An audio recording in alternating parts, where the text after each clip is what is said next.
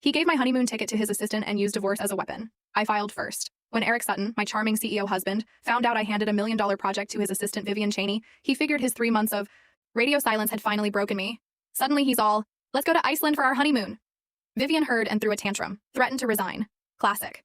Eric, who treated her like royalty, panicked. After 3 days of begging, he bailed. On the trip, said it was for work, then handed her my ticket. Later, he shrugged it off. Romance is petty, work comes first, you're my wife. You get it, right? Right.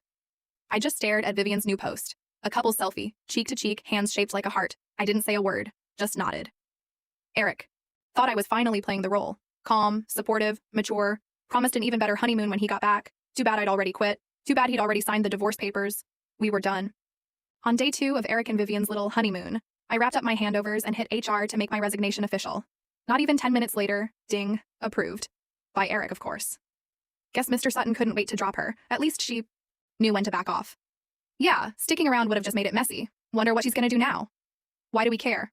We're out here scraping by on scraps. She's his wife. She could quit and nap for a year, still be loaded. As I packed my stuff, they stared, barely hiding the smug looks. Nothing new. Everyone knew Vivian and I weren't exactly besties. And Eric, my loving husband, always took her side, sometimes straight up embarrassed me in front of everyone just to keep her happy. So yeah, the office turned on me fast, all desperate to suck up to her. I let out a dry laugh. Sorry to disappoint. I'm not quitting out of heartbreak, I'm leveling up. Just got hired at double the pay, killer benefits. Didn't even glance at their bitter faces, grabbed my stuff and walked out. Then, of course, Eric called the second I hit the sidewalk. I'd been rehearsing how to break the news, but the second I picked up, he goes, "I sent you a file. Finish it and send it back within an hour." So yeah, he still had no clue I'd quit. I almost laughed, opened the file. It was that same project I'd handed over to Vivian. Classic. She got the credit. I did the work, and when it crashed and burned, I took the hit. At first I said no, but Eric kept pushing. When I didn't cave, he hit me with his favorite move, silence. Days of it. Even before we got married, my parents drilled it in. Relationships. Need compromise. I didn't want us to fall apart, so I gave in. Over and over. Thought maybe someday he'd get it, see everything I'd done for him. But this time, just to boost Vivian, he picked a fight and iced me out for 3 whole months. Even when I was in the hospital with a high fever, he wouldn't glance my way.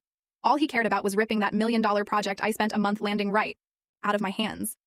That's when I finally checked out, for real. "I'm not at the office," I said, cool as ever. "Not at the office?" Eric's voice dropped.